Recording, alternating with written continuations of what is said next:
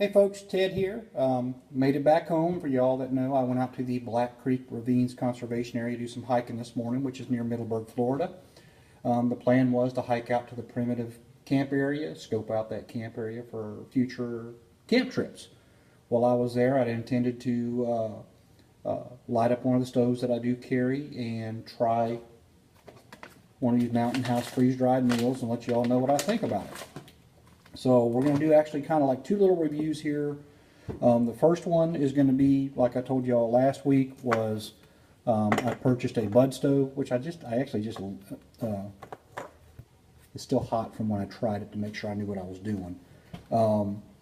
Purchased it from a gentleman on another Facebook page called Spirit of the Woods. Again, like I said, I'm not going to promote anybody's stuff by name, but if you would like to know where I got this from, shoot me a message and I'll be glad to respond to you. Help him out. He makes these by hand. He does all the work himself, and he's just trying to make his way in this world by making bushcraft stuff. He's the same gentleman that I got the ferro rod from. So with the bud stove, I'm going to use heat, which burns cleaner than the 91% alcohol. You can put 1 ounce of heat into this bud stove. The reason why he calls it a bud stove is it's made out of the aluminum beer bottles. That's why he calls it a bud stove. So I put the 1 ounce of heat in. I'm going to go ahead and light it up. And we are lit. And one of the things I want to show you is, let me adjust my camera a little bit here,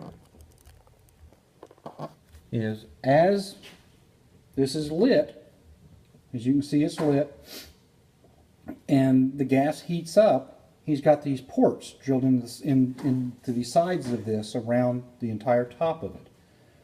And as the gas heats up, or your fuel heats up, it will start coming out of these little jets, is what I call them. And once it gets to that point, that's when we're going to put our 12 ounces of water on it to heat it up. That's what it calls for that particular meal. We're going to be doing the chicken and dumplings. Alright, as you can see, the flames are starting to come out of the jets. So I'm going to go ahead and put my pot on top. And we're going to start heating some water up. I'm going to cut the light back on so we can see a little bit better.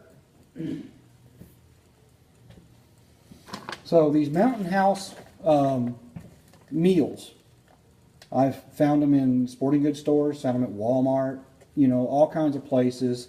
They range anywhere from what I've found from $3 and some change all the way up to $7 or $8 a piece, depending on where you find them. I've been getting mine off of Amazon. They seem to have the best fair prices. I think I'm paying an average of about $5 for these meals. This particular one is actually 2 meals. So it's 2 servings of chicken and dumplings. So if you got 2 people out there, $2.50 per person, that's not too bad. You know, basically you tear the package open, you remove the oxygen absorber, and make sure you want to do that.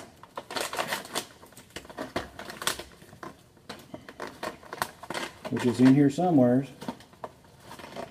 There it is. It even says all over it, do not eat. Make sure you remove your oxygen absorber. And then from there, pretty much it's a waiting game for the water to heat up. Using this stove, I've already got bubbles starting to appear in the water. So once we get to a full rolling boil, I will add it to the Mountain House meal.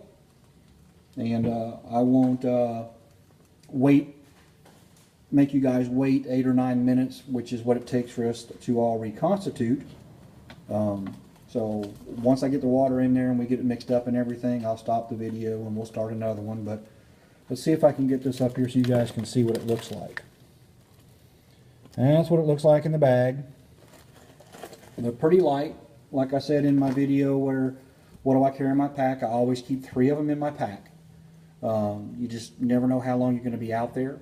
And I'm one of those people that, as I learn, you know, I've had some people comment on what I do carry in my pack and give me some suggestions of other things that I need to carry. And I'll be making those adjustments, and I'll be shooting a video on them once I get my pack lined completely out on what I do have in my pack, you know, after getting some advice from people that have been doing this a lot longer than me. But I carry 3 of those in my pack just simply because you don't know how long you're going to be out there. You get out there, you get lost. One of the things I noticed about the Black Creek Ravines Conservation Area is the trail map does not always match what you're seeing on the ground. They have a lot of maintenance roads in there that run in conjunction with the trails, and some of the junctions, you know, didn't match up to what I was seeing on the map. And like I said in the video, when I was actually out there, I bumped into one of the rangers as she was coming through in her vehicle, and just double checked with her, am I on the map where I think I'm on the map at? And I was good. I was exactly where I thought I was. We're getting more and more bubbles, so it shouldn't be long till we got a rolling boil. So, you know, and we kind of joked around a little bit, and I told her, you know, I don't want to spend too much more time out there. I didn't want to put myself in a position where they were going to have to come get me because I'm hunkered down somewhere, you know, due to inclement weather. I don't know if y'all can hear it, but we're actually starting to get boiling water this quick already. But anyways, I carry 3 of them in my pack because you never know how long you're going to be out there. That being said, while we're waiting for the water to come to a boil, some of the suggestions that I had, were very good suggestions, was a first aid kit. And I completely forgot about a first aid kit, so that will be going into my pack. Another suggestion that I had was a compass. I do carry a compass. I have a digital compass right now. I will be switching over to just a plain lensatic compass, because if you're out there and your batteries go dead, what are you going to do? You know, we're actually to roll and boil on 12 ounces of water that quick. I know we're in a controlled environment, but that quick we've got full rolling boil on the water. So with the water boiling, the next step with these meals is you're just going to pour the water into the package. Woo!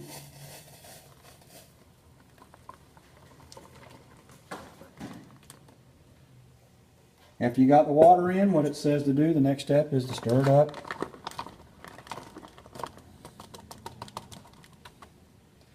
And these packages are resealable.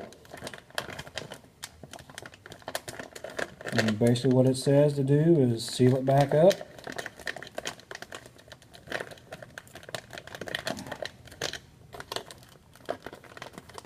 And let it sit. This one particularly calls for sitting 8 to 9 minutes. So I'm not going to sit here and bore your ear off with me just chatting. I'm going to stop the video and we'll see you back in about 10 minutes.